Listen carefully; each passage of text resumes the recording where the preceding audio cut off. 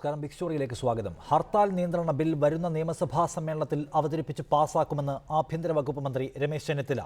ദുർമന്ത്രവാദങ്ങളും അനാചാരങ്ങളും നിയന്ത്രിക്കുന്നതിന് സർക്കാർ നിയമനിർമ്മാണം നടത്തുമെന്നും അദ്ദേഹം പറഞ്ഞു. ഭരണഘടന ഉറപ്പു നൽകുന്ന പൗരാവകാശങ്ങൾ ഹനിക്കുകയും പൊതുമുതൽ നശിപ്പിക്കുകയും ചെയ്യുന്ന ഹർത്താലുകൾക്ക് നിയന്ത്രണം ഏർപ്പെടുത്താനാണ് പുതിയ ബില്ലിലൂടെ സർക്കാർ ഉദ്ദേശിക്കുന്നതെന്ന് ആഭ്യന്തരമന്ത്രി രമേശ് ചെന്നിത്തല പറഞ്ഞു. കഴിഞ്ഞ മന്ത്രിസഭാ യോഗം അംഗീകാരം നൽകിയ സാഹചര്യത്തിൽ ഈ മാസം 30-ന് ആരംഭിക്കുന്ന നിയമസഭാ സമ്മേളനത്തിൽ ബില്ല് അവതരിപ്പിക്കും. എന്നാൽ ഹർത്താൽ നിയന്ത്രണത്തിന്റെ പേരിൽ തൊഴിലാളി സംഘടനാ പ്രവർത്തനങ്ങൾ നിയന്ത്രിക്കില്ലെന്ന് രമേശ് ചെന്നിത്തല പറഞ്ഞു. മൂലധന നിക്ഷേപത്തിന് വരുന്ന ആളുകൾക്കുണ്ടാകുന്ന അകൽച്ച, സാധാരണക്കാരായ ജനങ്ങളുടെ ജീവിതത്തിനുണ്ടാകുന്ന ഭീഷണി, ഇതെല്ലാം വ്യവസ്ഥാപിതമായ നിലയിൽ തന്നെ നിയന്ത്രിക്കാനുള്ള ഫലപ്രദമായ ഒരു നിയമനിർമ്മാണമാണ് ഈ ഹർത്താൽ നിയന്ത്രണ ബില്ലിലൂടെ ഇവിടെ അവതരിപ്പിക്കാൻ ഉദ്ദേശിക്കുന്നത്.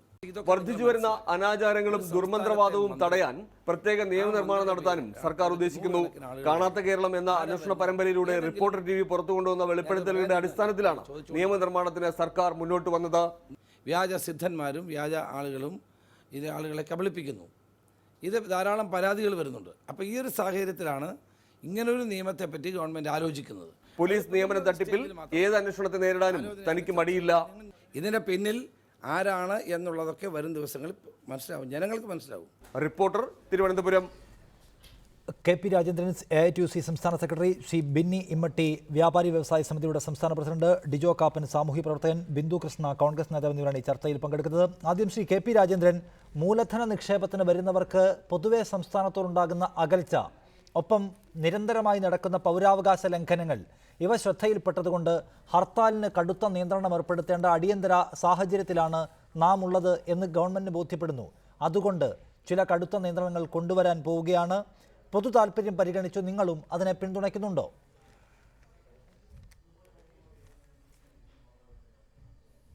ഇതിലൊരു പൊതു താല്പര്യവും ഇല്ല. ഇത് അനാവശ്യമായ ഒരു നടപടിയാണ്. ഇത്തരം ഒരു നിയമം ആവശ്യമുള്ളതല്ല.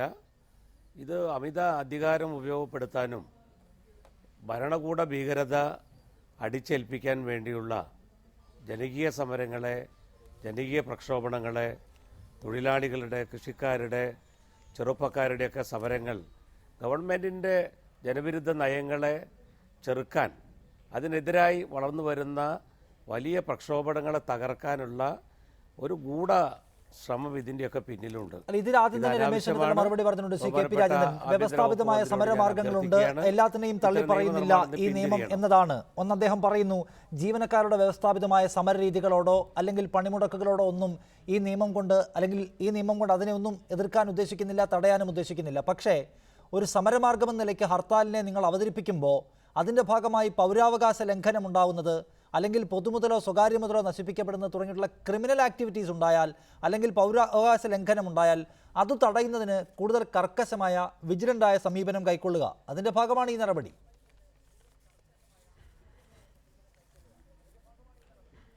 ഇപ്പം തന്നെ ഇതിനെല്ലാം ഇവിടെ നിയമങ്ങൾ ഉണ്ട്. പൊതുമുതൽ നശിപ്പിക്കുന്നതോ അല്ലെങ്കിൽ അത്തരത്തിൽ കേസുകൾ ചാർജ് ചെയ്യപ്പെട്ടാൽ വളരെ കടുത്ത ശിക്ഷ, വലിയ തോതിലുള്ള പിഴ ഉൾപ്പെടെ ഇതൊക്കെ ഇവിടെ നടപ്പാക്കി വരുന്നതാണ്. ഇതിൻ്റെ പിന്നിൽ ഞാൻ നേരത്തെ സൂചിപ്പിച്ച പോലെ ഒരു ഗൂഢ ഉദ്ദേശമുണ്ട്. അതാണ് താങ്കൾ ബിന്ദു കൃഷ്ണ നേരത്തെ KP രാജേന്ദ്രൻ ചൂണ്ടിക്കാട്ടിയതുപോലെ, ഈ രാജ്യത്ത് ഹർത്താലിൻ്റെ ഭാഗമാണെങ്കിലും അല്ലെങ്കിലും പൊതുമുതൽ നശിപ്പിച്ചാൽ, അല്ലെങ്കിൽ പൗരാവകാശ ലംഘനമുണ്ടായാൽ, നിർബന്ധിച്ച് കടയടപ്പിച്ചാൽ, അക്രമം നടത്തിയാൽ, ഇതിനൊക്കെ തന്നെയും പ്രതികൾക്ക് ശിക്ഷ നൽകുന്നതിനാവശ്യമായ നിയമം സംസ്ഥാനത്തുണ്ട് എന്നിരിക്കെ പിന്നെ എന്തിനാണ് ഇപ്പോൾ ഹർത്താൽ നിയന്ത്രണത്തിൻ്റെ പേരിൽ വേറെ കുറേ അധിക നിയമങ്ങൾ കൊണ്ടുവരാൻ പോകുന്നത്? ഏതായാലും ഹർത്താൽ നിരോധിക്കാൻ ഉദ്ദേശമില്ല എന്ന് വ്യക്തമാക്കുന്നു. അതിനകത്ത് കുറച്ച് നിയന്ത്രണങ്ങൾ കൊണ്ടുവരികയാണത്രേ. അതിന് പറയുന്ന കാരണങ്ങൾ പരിശോധിച്ചാൽ അതിനെല്ലാം ഓൾറെഡി ഇവിടെ നിയമമുള്ളതാണ്. നിലവിലുള്ള എല്ലാ നിയമങ്ങളെയും കാറ്റിൽ പറത്തിക്കൊണ്ട് സംഘടനകളും വ്യക്തികളും കാലാകാലങ്ങൾ നടത്തിയ ബന്ദുകളും ഹർത്താലുകളും കേരളത്തിൽ സൃഷ്ടിച്ചിട്ടുള്ള മുറിവുകളെ കുറിച്ച് നമുക്ക് ഓരോരുത്തർക്കും അറിയാവുന്നതാണ്. ഒരു കുറ്റവും ചെയ്യാത്ത സാധാരണക്കാരായ ആളുകള് യാതൊരു രാഷ്ട്രീയ ലാഭമോ രാഷ്ട്രീയ വിശ്വാസത്തിനപ്പുറത്തേക്ക് യാതൊരു പ്രതിപത്യവും ഇല്ലാത്ത സാധാരണ പൗരന്മാരുടെ സ്വത്തിനും അവരുടെ നിത്യജീവിതത്തിനും ഭീഷണിയായി മാത്രമല്ല, അങ്ങേയറ്റം ഭീകരമായ അന്തരീക്ഷം അവരുടെയൊക്കെ നിത്യജീവിതത്തെ സൃഷ്ടിച്ചുകൊണ്ട് മുന്നോട്ട് പോയ ഹർത്താലുകളെ കുറിച്ചുള്ള ഭീതിതമായ ഓർമ്മകളാണ് പല മലയാളികൾക്കും പങ്കുവയ്ക്കാനുള്ളത്. അത് കക്ഷി രാഷ്ട്രീയത്തിനപ്പുറമായി നമ്മുടെ നാട്ടിലെ സാധാരണക്കാരായ ഉൾപ്പെടെയുള്ളവരുടെ ആ ജനങ്ങളുടെ പൗരാവകാശം സംരക്ഷിക്കുവാനുള്ള ഉത്തരവാദിത്വം തെരഞ്ഞെടുക്കപ്പെട്ട ഗവൺമെന്റുകൾക്കുണ്ട്. ആ ഉത്തരവാദിത്വം നിർവഹിക്കുമ്പോൾ അതിന്റെ ഭരണകൂട ഭീകരതയെന്നൊക്കെ പറയുവാൻ ശ്രമിക്കുന്നത് അങ്ങേയറ്റം പ്രതിലോമകരമായ ഒരു അഭിപ്രായം എന്നാണ് ന്യായമാണ് നിങ്ങളുടെ വിശദീകരണം. പക്ഷേ ശ്രീമതി ബിന്ദു കൃഷ്ണ, അതിൽ എന്ത് പുതുമയുണ്ട് എന്നതാണ്. നിങ്ങൾ എന്തായാലും ഹർത്താൽ നിരോധിക്കാൻ ഉദ്ദേശിച്ചിട്ടില്ല. നിങ്ങളും മുറയ്ക്ക് ഹർത്താൽ നടത്തി വരുന്ന പാർട്ടിയും മുന്നണിയും ഒക്കെയാണ്. പക്ഷേ ഇതിൽ നിങ്ങൾ കൊണ്ടുവരാൻ പോകുന്നത് പൗരാവകാശ ലംഘനമുണ്ടായാൽ നടപടി, സ്വകാര്യ സ്വത്തും പൊതുമുതലും നശിപ്പിച്ചാൽ നടപടി, ഇതിനൊക്കെ ഇവിടെ നിയമമുണ്ടല്ലോ. പിന്നെ അധികമായി എന്താണ് കൊണ്ടുവരാൻ പോകുന്നത് എന്നതാണ്. ഞാൻ ഒന്ന് ചോദിക്കട്ടെ ശ്രീ നിഷാദ്, കേരളത്തിൽ ഹർത്താലുകളുടെ പേരിൽ ആക്രമണ വിധേയരായിട്ടുള്ള ഒട്ടനവധി ആളുകളുണ്ട്. അതിൽ എത്ര പേരാണ് പരാതിയുമായി മുന്നോട്ട് വരുന്നത്? ആരാണ് നിർബന്ധിച്ച് കടകൾ അടപ്പിക്കുന്നതിനായിട്ട് പരാതിപ്പെടുവാൻ ധൈര്യപ്പെടുന്നത്? ആരാണ് ആക്രമണങ്ങൾക്ക് ഇരയായാൽ പരാതിപ്പെട്ടുകൊണ്ട് മുന്നോട്ട് വരുവാനോ തെളിവ് കൊടുക്കാനോ തയ്യാറാകുന്നത്? ഒരു പരിധിവരെ കുറേ കാര്യങ്ങൾ അതിനൊന്നും ആളുകൾ തയ്യാറാകാറില്ല. അത്രയ്ക്ക് പേടിയാണ്. ഹർത്താൽ എന്ന് എഴുതി കാണിച്ചാൽ ജനം കടയടയ്ക്കും. ആ ഒരു അവസ്ഥയിലേക്ക് നിർബന്ധിച്ച് ചെയ്യുന്ന ആ ഒരു കാര്യമല്ല. അതിനൊരു നിയന്ത്രണം ഉണ്ടായേ മതിയാവൂ. കാരണം ഹർത്താൽ എന്ന് പറയുന്നത് കൊണ്ട് ബന്ദ് നിരോധിച്ചു കഴിഞ്ഞപ്പോ പല രൂപത്തിലും പല ഭാവത്തിലും കോടതി ഇടപെട്ട് നിരോധിച്ചു. എന്നിട്ട് പോലും അതിന്റെ ഭീകരത കുറയ്ക്കാൻ തയ്യാറാകുന്നില്ല. വ്യവസ്ഥാപിതമായ സമരമാർഗങ്ങൾ ഉപയോഗിക്കണമെന്നുള്ള കാര്യത്തിൽ ഒരാൾക്കും സംശയമില്ല. ഇന്ന് നാം നേടിയെടുത്ത എല്ലാ അവകാശങ്ങളും രാഷ്ട്രീയ പ്രസ്ഥാനങ്ങളും ഇതര പ്രസ്ഥാനങ്ങളും നടത്തിയ സമരങ്ങളുടെ ഫലം തന്നെയാണ്. അതിലൊരു തർക്കവുമില്ല. കോൺഗ്രസ് അടക്കമുള്ള എല്ലാ സംഘടനകളും അതിൽ പങ്കാളികളായിട്ടുണ്ട്. പക്ഷേ നമ്മുടെ നാട്ടിലെ ഇടതുപക്ഷ രാഷ്ട്രീയ പ്രസ്ഥാനങ്ങളും അതുപോലെ തന്നെ BJP ഉൾപ്പെടെയുള്ള രാഷ്ട്രീയ പ്രസ്ഥാനങ്ങൾ നടത്തിയ ഹർത്താലുകൾക്കിടയിൽ ഉണ്ടായിട്ടുള്ള അക്രമങ്ങൾക്ക് അത്രയും സാധുമായി താരതമ്യം ചെയ്യുമ്പോൾ മറ്റു രാഷ്ട്രീയ പ്രസ്ഥാനങ്ങൾ നടത്തിയിട്ടുള്ള ആക്രമണം ഉണ്ടായിട്ടില്ല. അഥവാ ആക്രമണങ്ങൾ ഉണ്ടായിട്ടുണ്ടെങ്കിൽ തന്നെ അതിനെ ശക്തമായി അപലപിക്കുവാൻ മറ്റു പാർട്ടികൾ പലതും തയ്യാറാകാറുണ്ട്. പക്ഷേ മാർക്സിസ്റ്റ് പാർട്ടിയുടെ നേതൃത്വത്തിൽ അടക്കം നടക്കുന്ന രാഷ്ട്രീയ അക്രമങ്ങൾ, ഹർത്താലുമായി ബന്ധപ്പെട്ടുണ്ടാകുന്ന സംഘടനകൾ അതിനെ തള്ളിപ്പറയുവാനോ അതിൽ പ്രതികളാവുന്നവരെ തള്ളിപ്പറയുവാനോ പോലും ആ പ്രസ്ഥാനം തയ്യാറാകുന്നില്ല എന്നാണ്. ബിന്നി ഇമ്മട്ടി, വ്യാപാരി വ്യവസായി സമിതി ഇവിടെ സംസ്ഥാന പ്രസിഡന്റ്. ശ്രീ ബിന്നി ഇമ്മട്ടി, നേരത്തെ ചൂണ്ടിക്കാട്ടിയതുപോലെ ഇപ്പൊ വ്യാപാര സ്ഥാപനങ്ങൾക്കാണ് ഏറ്റവും അധികം നഷ്ടമുണ്ടാവുക. ഒരു ഹർത്താൽ വരുമ്പോൾ കോടിക്കണക്കിന് രൂപയുടെ ബിസിനസ് നഷ്ടമുണ്ടാവുന്ന ദിവസങ്ങളുണ്ട്. ഇപ്പം അല്ലെങ്കിൽ നിങ്ങളുടെ വ്യാപാര സ്ഥാപനങ്ങൾ ആക്രമിക്കപ്പെട്ടാൽ നിങ്ങൾക്ക് വലിയ നഷ്ടമുണ്ടാവും. നിലവിലുള്ള നിയമങ്ങൾ ഉപയോഗിച്ചുകൊണ്ട് നിങ്ങളുടെ സ്ഥാപനങ്ങൾക്ക് നേരെ നടക്കുന്ന അക്രമങ്ങളെ കാര്യക്ഷമമായി തടയാൻ കഴിയുന്നുണ്ടോ? അല്ലെങ്കിൽ അങ്ങനെ തടയാൻ നിയമ സംവിധാനങ്ങൾ ഇടപെടുന്നുണ്ടോ? അതിനപ്പുറത്തേക്ക് ഇനി പുതിയ നിയമങ്ങൾ അനിവാര്യമാണെന്ന സാഹചര്യം ഇവിടെയുണ്ടോ?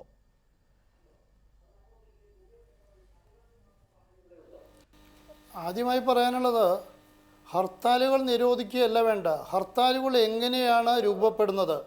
ഹർത്താലുകൾ രൂപപ്പെടുന്ന രീതി നമ്മൾ ആദ്യം മനസ്സിലാക്കണം. അതായത് പ്രതിഷേധം, ജനങ്ങളുടെ പ്രതിഷേധം, ആ പ്രതിഷേധം നിവേദനങ്ങൾ കൊടുത്തു, അതിനുശേഷം ചർച്ച ചെയ്തു. ചർച്ച പരാജയപ്പെടുമ്പോൾ ജനങ്ങൾ സ്വാഭാവികമായും ഗവൺമെൻറ്റിലെ പ്രതിഷേധമായിട്ടാണ് ഈ തരത്തിലുള്ള ഹർത്താലുകൾ വരുന്നത്. ഈ തരത്തിലുള്ള ഹർത്താലുകളെ കൊണ്ട് ജനങ്ങൾക്ക് ഒട്ടനേകം നേട്ടങ്ങളുണ്ടായിട്ടുണ്ട്. നേട്ടങ്ങളില്ല എന്ന് പറയാൻ സാധിക്കില്ല. ഇവിടെ നിയമവ്യവസ്ഥ, ഇവിടെ KP രാജേന്ദ്രൻ പറഞ്ഞ പോലെ നിയമവ്യവസ്ഥയുടെ നിലവിലുണ്ട്. ഈ ഗവൺമെൻറ് അതിനൊക്കെ മറികടന്നുകൊണ്ട് മുഴുവൻ മേഖലകളിലും ഗവൺമെൻറ്റിൻ്റെ പിടി ഒതുക്കുവാനും ഈ തരത്തിലുള്ള നിയമങ്ങൾ അടിച്ചേൽപ്പിക്കാനുമാണ് ശ്രമിക്കുന്നത്. ഇത് ഇപ്പോൾ പറയുന്നു സാധാരണ നിലയിലുള്ള അവരുടെ പ്രവർത്തനങ്ങളെ തടയില്ല എന്ന് പറയുന്നു. ഇത് തുടക്കത്തിൽ പറയുന്ന കാര്യങ്ങളാണ്. ഹർത്താലുകൾ എങ്ങനെ സംഭവിക്കുന്നു? ഹർത്താലുകൾ ഗവൺമെൻറ്റുകൾ ചർച്ച ചെയ്തുകൊണ്ട് ഹർത്താലുകളിലേക്ക് വരാനുള്ള സാഹചര്യം അത് അവസാനിപ്പിക്കുകയാണ് ഗവൺമെൻറ്റുകൾ വേണ്ടത്. അതിനു പകരം ഗവൺമെൻറ്റുകൾ ചെയ്യാതെ അവർക്ക് ഒരു പ്രതിഷേധത്തിൻ്റെ ഒരു മാർഗം പോലും നമുക്ക് തിരഞ്ഞെടുക്കാൻ പറ്റാത്തൊരു സ്ഥിതി വന്നാൽ ഇവിടെ ജനാധിപത്യ രാഷ്ട്രത്തിൻ്റെ സ്ഥിതി എന്താവും എന്ന് നമുക്കറിയാം. ഹർത്താലുകളിൽ വരുമ്പോൾ അതേപോലെ തന്നെ ആ ഹർത്താലുകൾ നഷ്ടം സംഭവിക്കുന്നു. അങ്ങനെ വരാതിരിക്കാൻ വേണ്ടിയുള്ള എല്ലാ നിയമങ്ങളും ഇപ്പോൾ നിലവിലുണ്ട്. അതായത് ഏതെങ്കിലും ഒരു ഇത് നശിപ്പിക്കപ്പെട്ടാൽ ആ നശിപ്പിക്കപ്പെട്ട വസ്തു കൊടുക്കാനുള്ള പുതിയ നിയമങ്ങൾ കോടതി കൊണ്ടുവന്നിട്ടുണ്ട്. അപ്പോൾ അതിനു വേണ്ടി ഇപ്പോൾ ഹർത്താൽ നിയന്ത്രണ ബില്ലാണ് സംസ്ഥാന സർക്കാർ കൊണ്ടുവരാൻ പോകുന്നത്. അത് ഹർത്താൽ നിരോധന ബില്ലല്ല. ആ ബിൽ കൊണ്ടുവന്നാലും ഇവിടെ ഹർത്താൽ ഉണ്ടാവും എന്നതാണ് ഒരു വസ്തുത. അവിടെ അക്രമം തടയുന്നതിനും അനിഷ്ട സംഭവങ്ങൾ ഒഴിവാക്കുന്നതിനുമുള്ള വ്യവസ്ഥകൾ കൂടുതൽ കർശനമാക്കുന്നുവെന്നേ ഉള്ളൂ. ഇത് ഫലത്തിൽ എന്തു ഗുണം ചെയ്യും എന്നാണ് നമ്മൾ മനസ്സിലാക്കേണ്ടത്. ഹർത്താൽ വരുന്നതോടെ വ്യാപാര സ്ഥാപനങ്ങൾ അടഞ്ഞു കിടക്കുക വഴി കോടികളുടെ നഷ്ടം ഒരു ദിവസം ഉണ്ടാവുന്നു. ആളുകളുടെ സ്വൈരസഞ്ചാരം തടസ്സപ്പെടുന്നു. ഇതൊക്കെയാണ് പ്രധാനമായും. ഈ അടുത്ത കാലത്തെങ്ങും ഹർത്താൽ വലിയ അക്രമങ്ങളുണ്ടായി ശ്രദ്ധയിൽപ്പെട്ടിട്ടില്ല. പക്ഷേ പൊതുവെ പ്രവർത്തനമാകെ, ജനജീവിതമാകെ സ്തംഭിക്കുന്ന നിലയുണ്ട്. അതിനോട് സർക്കാരിന് വിയോജിപ്പില്ല. അക്രമം ഉണ്ടാക്കരുതെന്ന് മാത്രമേ ഉള്ളൂ. അപ്പോൾ ഹർത്താൽ കൊണ്ടുണ്ടാവുന്ന ഏറ്റവും ദോഷകരമായ ഇമ്പാക്റ്റ് എന്താണോ അത് തടയുന്നതിന് ഈ നിയമം കൊണ്ട് കഴിയുമെന്ന് തോന്നുന്നുണ്ടോ?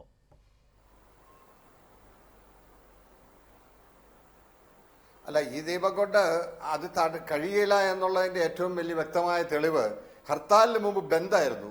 ബന്ദ് ഹൈക്കോടതിയും സുപ്രീം കോടതിയും ഇവിടെ നിരോധിച്ചു. അപ്പോൾ വേറൊരു പേരിൽ ഹർത്താൽ എന്ന് പറഞ്ഞു കൊണ്ടുവന്നു. ഇപ്പോൾ ഹർത്താൽ നിയന്ത്രണ ബില്ല് കൊണ്ടുവന്ന് കഴിഞ്ഞു കഴിഞ്ഞാൽ ഉണ്ടാകാവുന്നത് മറ്റൊരു വാക്ക് കണ്ടുപിടിക്കും. അപ്പം ഇതല്ല, ജനാധിപത്യ രാജ്യത്ത് പ്രതിഷേധത്തിനുള്ള അവകാശമൊക്കെ ഉണ്ട്. പക്ഷെ ആ പ്രതിഷേധം നടത്തേണ്ടത് അതുമായി ബന്ധപ്പെട്ട ആളുകളാണ് ചെയ്യേണ്ടത്. അല്ലാതെ ഇതുമായി യാതൊരു ബന്ധവുമില്ലാത്ത ആളുകളെ നിർബന്ധിതമായി ഞങ്ങളോടൊപ്പം ഈ സമരത്തിൽ പങ്കെടുത്തേ പറ്റൂ എന്ന് എന്തുകൊണ്ട് ഇവർ നിർബന്ധിക്കുന്നു? അങ്ങനെയാണെങ്കിൽ കേരളത്തിൽ ഇതിനു വേണ്ടി വാദിക്കുന്നവർക്ക് ഒരു ജനഹിത പരിശോധന ഇക്കാര്യത്തിൽ നടത്താൻ അഭിപ്രായപ്പെടാമോ? ആ ജനഹിത പരിശോധന കേരളത്തിൽ ഹർത്താൽ നടത്താൻ കുഴപ്പമില്ല എന്നുള്ള ഒരു മാൻഡേറ്റ് മേടിച്ചുകൊണ്ട് ഹർത്താൽ നടത്തട്ടെ. എന്തിനാണ് ഹർത്താലിനെ കുറിച്ച് പറയുന്നത് തന്നെ ആ വ്യവസായ സ്ഥാപനങ്ങളിൽ അവർക്ക് ഉള്ള പ്രതിഷേധം രേഖപ്പെടുത്തുക എന്നുള്ളതാണ്. അല്ലാതെ മറ്റുള്ളവരെ കൂടി ഈ അവരുടെ സമരത്തിൽ പങ്കെടുപ്പിക്കുക എന്ന് ഹർത്താലിന് ഒരു ഡിക്ഷണറിയിലും അർത്ഥം പറഞ്ഞിട്ടില്ല. അപ്പം നിർബന്ധിതമായി ആളുകളെ ഹർത്താലിന് പ്രേരിപ്പിക്കുക. ഇവിടെ നമുക്കറിയാമല്ലോ, സ്വകാര്യ വാഹനങ്ങൾ ഓടാൻ തടസ്സമില്ല എന്ന് പറയുന്ന ഹർത്താലുകളിൽ ഇഷ്ടംപോലെ സ്വകാര്യ വാഹനങ്ങൾ ഓടും. എന്തുകൊണ്ടാണ്? ഇവരോട് ആഭിമുഖ്യമുള്ളത് കൊണ്ടല്ല, പേടിച്ചിട്ടാണ്. പണം മുടക്കുന്ന ബസ്സുടമകൾ, പണം മുടക്കുന്ന ഹോട്ടലുകാർ, മറ്റ് കച്ചവട സ്ഥാപനങ്ങൾ, അവരൊക്കെ ഹർത്താലിനോട് ആനുകൂല്യമുള്ളത് കൊണ്ടല്ല ഈ ഹർത്താലിൽ പങ്കുകൊള്ളുന്നത്. സംഘടിത ശക്തിയുടെ മുന്നിൽ അസംഘടിതരായ പൊതുജനവും അസംഘടിതരായ മറ്റ് വ്യാപാര സ്ഥാപനങ്ങൾ നടത്തുന്ന അക്കാര്യത്തിൽ അപര്യാപ്തമാണെന്നാണ് താങ്കളും ചൂണ്ടിക്കാട്ടുന്നത്. ശ്രീ കെ പി രാജേന്ദ്രൻ, ഇപ്പോ ഇതിനകത്ത് വരാൻ പോകുന്ന വ്യവസ്ഥകളിലൊന്നും 3 ദിവസം മുൻപ് ഹർത്താൽ ഉണ്ടെങ്കിൽ അറിയിക്കണം.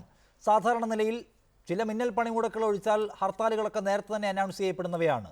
മറ്റൊന്ന്, ഈ വരാൻ പോകുന്ന ഹർത്താലിൽ ക്രമസമാധാന പ്രശ്നമുണ്ടാകുമെന്ന് പോലീസ് റിപ്പോർട്ടുണ്ടെങ്കിൽ ഈ ഹർത്താൽ നിയമവിരുദ്ധമാണ് എന്ന് സർക്കാരിന് ഉത്തരവിറക്കാം, അതുവഴി നിരോധിക്കാം എന്നതാണ്. അതായത് ഒരു പോലീസ് റിപ്പോർട്ടിൻ്റെ പിൻബലത്തിൽ ഒരു പ്രതിഷേധ ഹർത്താലിനെ നിരോധിക്കാൻ, തടയാൻ സർക്കാരിന് കഴിയുമെന്നതാണ് ഒരുപക്ഷെ ഏറ്റവും പ്രധാനപ്പെട്ട വ്യവസ്ഥ ഇതിൽ വരാൻ പോകുന്നത്. അത് ദുരുപയോഗം ചെയ്യപ്പെടും എന്ന് കാണുന്നുണ്ടോ?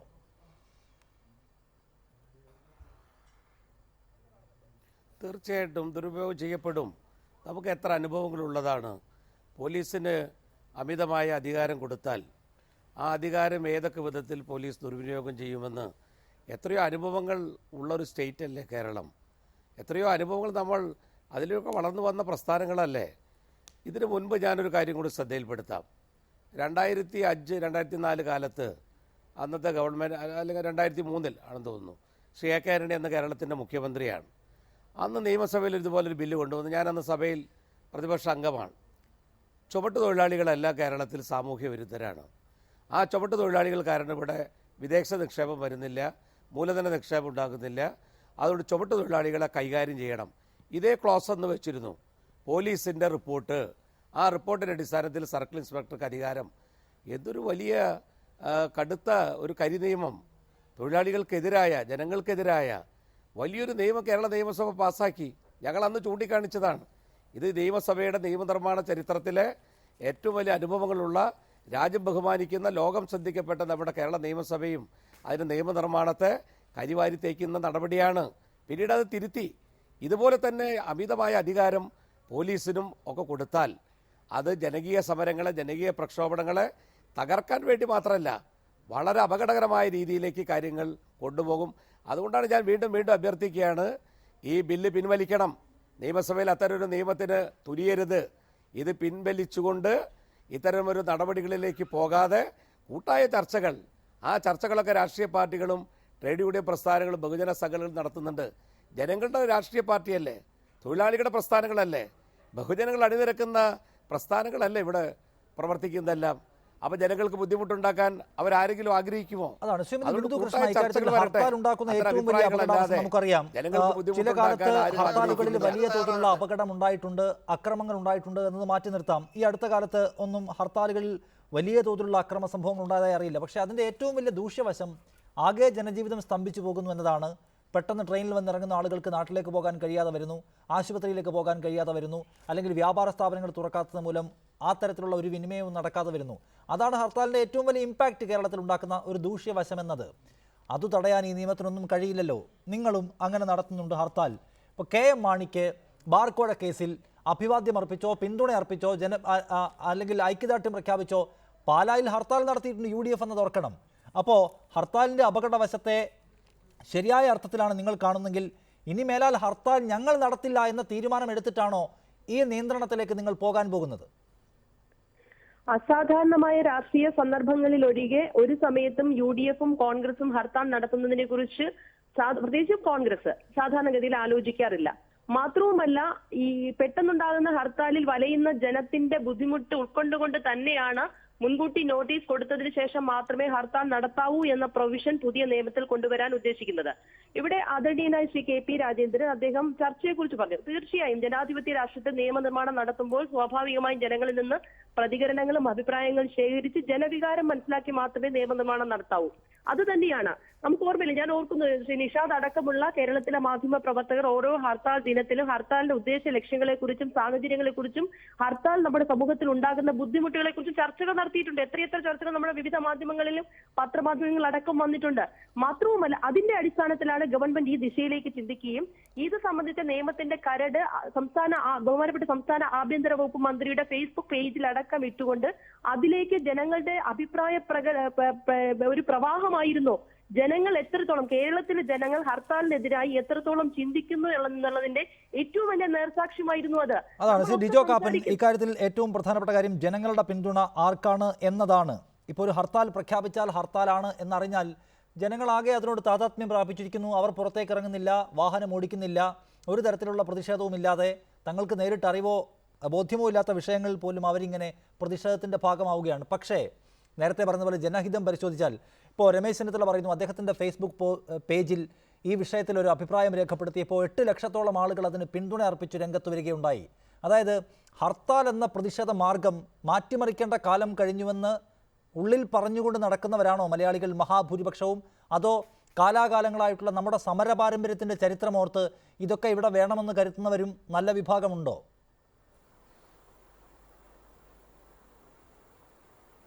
ഉറപ്പായിട്ടും കമ്പ്യൂട്ടർ വന്നപ്പോൾ എതിർത്ത ആളുകൾ ഇന്ന് ലാപ്ടോപ്പും തൂക്കി നടക്കുന്നത് നമ്മൾ കേരള സമൂഹത്തിൽ കാണുന്നുണ്ട്. എനിക്ക് ഈ ബഹുമാനപ്പെട്ട നേതാക്കളോട് അല്ലെങ്കിൽ ഇതിനു വേണ്ടി വാദിക്കുന്നവരോട് ഒരു ചോദ്യം. കേരളത്തിൽ എത്ര ഹർത്താൽ നടത്തി? ഈ ഹർത്താലിന് കാരണം പറഞ്ഞ ഏതെങ്കിലും ഒരു കാര്യത്തിൽ ആ ഹർത്താൽ കൊണ്ട് ആ കാര്യം സാധിച്ചെടുക്കാൻ കഴിഞ്ഞോ? ഇപ്പം ചിങ്ങമാസത്തിൽ ഓണമുണ്ട്, അല്ലെങ്കിൽ ഡിസംബർ മാസത്തിൽ ക്രിസ്മസ് ഉണ്ടെന്ന് പറയുന്നത് പോലെയാ. ഡീസലിന് വില കൂട്ടിയാൽ ഉടനെ ഇന്ത്യയിലെ ഒരു സംസ്ഥാനത്തും ഹർത്താലില്ല, കേരളത്തിൽ മാത്രം ഹർത്താൽ. പക്ഷെ പിറ്റേ ദിവസം കേരളത്തിലെ ജനങ്ങളെല്ലാം ഡീസലിന് ആ കൂടിയ ചാർജ് കൊടുക്കാൻ ബാധ്യസ്ഥരാകുക. അപ്പൊ എന്ന് പറഞ്ഞതുപോലെ ഈ ഹർത്താൽ ജനങ്ങൾക്ക് വേണ്ടിയിട്ടാണെങ്കിൽ എന്തുകൊണ്ട് ഇവരൊരു റഫറൻഡം നടത്താൻ തയ്യാറാകുന്നില്ല? കേരളം പല കാര്യങ്ങൾക്കും മാതൃകയാണല്ലോ. ആ ജനങ്ങൾക്ക് വേണ്ടിയിട്ടാണെങ്കിൽ ഞങ്ങൾ ഇത് കേരളത്തിലെ ജനങ്ങളോട് അഭിപ്രായം ചോദിക്കാൻ പോകുന്നു എന്ന് പറയട്ടെ. ഒരു രാഷ്ട്രീയ കൊലപാതകം നടന്നതിന്റെ പേരിൽ ഒരു ഹർത്താൽ നടത്തിയാൽ ആ മരണപ്പെട്ട ആളുടെ ആത്മാവിനെ തിരിച്ച് ആ വീട്ടുകാർക്ക് കൊടുക്കാൻ പറ്റുമോ? എന്താ ഉണ്ടാകുന്നത്? ആ അദ്ദേഹത്തിന്റെ ശവസംസ്കാര ചടങ്ങിൽ ബന്ധുക്കൾക്കും അടുത്ത സുഹൃത്തുക്കൾക്കും പങ്കെടുക്കാൻ പോലും കഴിയില്ല. ഈ ഹർത്താൽ പെട്ടെന്ന് അനൗൺസ് ചെയ്യുന്നത് കൊണ്ട് ഏറ്റവും ഓട്ടോറിക്ഷ തൊഴിലാളികൾ അവന്റെ സ്ഥിരം വരുമാനമല്ല, അവൻ ആ ദിവസം ഓടിയില്ലെങ്കിൽ അവന് വരുമാന നഷ്ടം ഉണ്ടാകുക. പഴം പച്ചക്കറി കടക്കാരൻ അത് മുഴുവൻ കേടായി പോകും. അതുപോലെ തന്നെ വൈകുന്നേരം ആകുമ്പോഴേക്കും അരച്ചു വയ്ക്കുന്ന പിറ്റേ ദിവസത്തെ തന്നെ ചായക്കടക്കാരൻ അരച്ചു വയ്ക്കുന്ന ദോശമാവ് അതെടുത്ത് കളയാനേ പറ്റുള്ളൂ. വൈകുന്നേരം 7 മണിക്കാണ് പെട്ടെന്ന് ഭൂതോദയം ഉണ്ടാകുന്നത്. ഇതാ നാളെ ഞങ്ങൾ 6-12 മണിക്കൂർ നേരത്തെ ഹർത്താലാണെന്ന്. ഇതിന്റെ ഒരു ബുദ്ധിമുട്ട് അനുഭവിക്കുന്ന ആളുകളുടെ മനോവികാരം അല്ലെങ്കിൽ അതിന്റെ ഒരു പ്രയാസം ഇവർ ഉൾക്കൊള്ളുന്നില്ല. ബിനി ഇമ്മട്ടി ഇക്കാര്യത്തിൽ നേരത്തെ ചൂണ്ടിക്കാട്ടിയതുപോലെ ഹർത്താൽ ഉണ്ടാകുമ്പോഴുള്ള ഏറ്റവും വലിയ നഷ്ടം എന്നത് വ്യാപാര സ്ഥാപനങ്ങൾ അടച്ചിടുക വഴി ഉണ്ടാകുന്ന വലിയ സാമ്പത്തിക നഷ്ടമാണ്. അക്രമ സംഭവങ്ങൾ പലപ്പോഴും ഒറ്റപ്പെട്ടതായിരിക്കാം. അടുത്ത കാലത്തൊന്നും അങ്ങനെയൊന്നും വലിയ കാര്യമായി റിപ്പോർട്ട് ചെയ്യപ്പെടുന്നുമില്ല.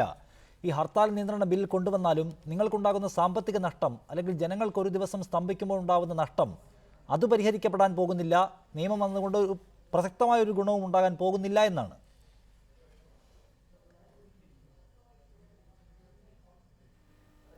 ഇത് ജനങ്ങളുടെ ആവശ്യങ്ങൾ നേടിയെടുക്കാനുള്ള അവസാന മാർഗം എന്ന നിലയിലാണ് ഹർത്താലുകൾ നടത്തുന്നത്. മുമ്പ് നോട്ടീസ് കൊടുക്കും, പല പ്രാവശ്യം ചർച്ച ചെയ്യപ്പെടും. ഭരിക്കുന്ന ഗവൺമെൻറ്റുകൾ ഇച്ഛാശക്തിയോടുകൂടി ഹർത്താലുകൾ നടത്താനുള്ള സാഹചര്യം ഇല്ലാതാക്കുകയാണ് വേണ്ടത്. അല്ലാണ്ട് ഹർത്താലുകൾ ഏതെങ്കിലും കാരണം പറഞ്ഞ് ഹർത്താലുകളെ അടിച്ചേൽപ്പിക്കുകയും ഹർത്താലുകൾ നിരോധിക്കുകയല്ല വേണ്ടത്. എന്തുകൊണ്ട് അങ്ങനെ ഒരു സാഹചര്യം ഉണ്ടാകുന്നു? ജനങ്ങൾക്ക് അവരുടെ അവകാശങ്ങൾ നേടിയെടുക്കാൻ പ്രതിഷേധ മാർഗം, ആ പ്രതിഷേധ മാർഗം എങ്ങനെയാണ് പ്രകടിപ്പിക്കുക? ഹർത്താലുകളിൽ കൂടി പ്രതിഷേധ മാർഗങ്ങൾ പ്രകടിപ്പിച്ചുകൊണ്ട് ജനങ്ങളിൽ വികാരം ഉണ്ടാക്കിക്കൊണ്ട് അങ്ങനെയാണ് ഗവൺമെൻറ്റിനെതിരെ പല കാര്യങ്ങളിലും ജനങ്ങൾ ഇടപെടുന്നത്. അങ്ങനെ എത്ര സമരങ്ങൾ നടത്തിക്കൊണ്ട് ഈ കേരളത്തിലും ഇന്ത്യയിലും എത്ര സമരങ്ങൾ സമര കാരണങ്ങൾ ഉണ്ടാക്കാതിരിക്കാൻ സർക്കാർ ശ്രദ്ധിക്കണമെന്നാണ് താങ്കൾ പറയുക. ശ്രീ കെ പി രാജേന്ദ്രൻ, അവസാനമായി താങ്കളിലേക്ക്, നേരത്തെ ചൂണ്ടിക്കാട്ടിയതുപോലെ വലിയ സമര പാരമ്പര്യമുള്ള, അതുവഴി ഒരുപാട് നേട്ടങ്ങൾ ഉണ്ടാക്കിയെടുത്ത സമൂഹമാണ് നമ്മുടേത്. അത് വിസ്മരിക്കാൻ വയ്യ. പക്ഷേ ഹർത്താൽ എന്നത് വലിയ തോതിൽ ബന്ദിൻ്റെ ഇമ്പാക്റ്റ് ഉണ്ടാക്കുന്നതും ജനങ്ങൾക്കാകെ തന്നെ അവരുടെ സ്വൈര്യജീവിതത്തെ ബാധിക്കുന്നതുമായി മാറിയിട്ടുണ്ട് എന്നതും അവിതർക്കിതമാണ്. അതുകൊണ്ട് ഇക്കാര്യത്തിൽ ഒരു റഫറണ്ടത്തിന് മുതിരാൻ ധൈര്യമുണ്ടോ എന്നതാണ് രാഷ്ട്രീയ പാർട്ടികളോടുള്ള ചോദ്യം.